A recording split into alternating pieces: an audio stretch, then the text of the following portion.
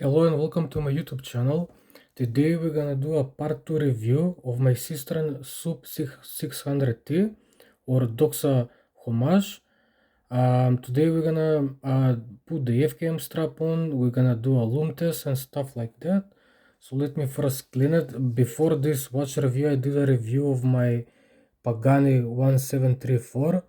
It was very difficult to remove the bracelet. Even some of the pins cracked, but on this Seestern Sub 600t it was very easy. In 20 seconds I removed the bracelet. So just to see how much the case weighs on the scale, it goes for 84 grams. And just how much will the bracelet weighs. So there you have it, 83 grams. So basically the case it weighs 1 gram more than the bracelet itself.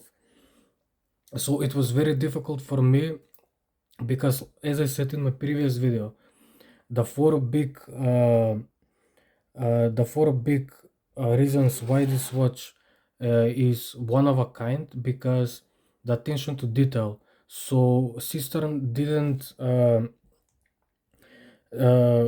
give their maximum effort for this watch because they did a unique bracelet, because the bracelet is basically like an integrated bracelet but for a diver.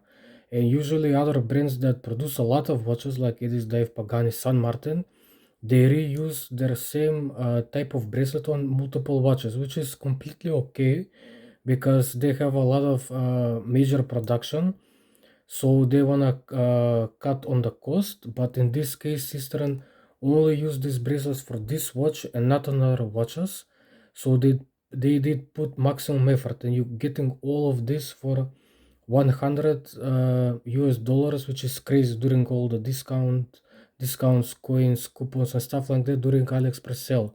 So this is why I think this watch, even if this watch was selling for 250 euros, it will still be the best diver, because the full attention to details that other watches didn't do, like the date loom, the engraved logo on the crown, which I still haven't removed. I removed the plastic. I want to be as sharp as possible, but I didn't remove it on purpose, because even with the little bit of plastic on, the engraving is done so nicely done. As you can see when I pull my finger, it kind of catches my skin.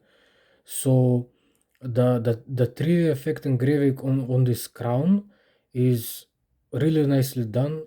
Camera just can't really focus. Let me zoom in a bit.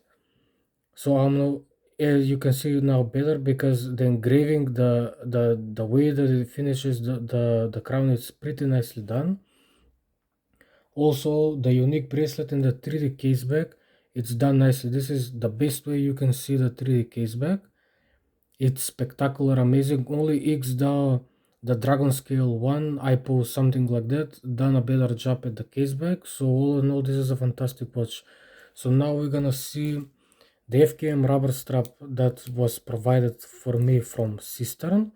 And one more thing I want to mention, like this bracelet skyrocketed in price, because when I got this watch like 2 years ago, with coins discounts, you could get this rubber strap for like $11, something like that. But now it's $25.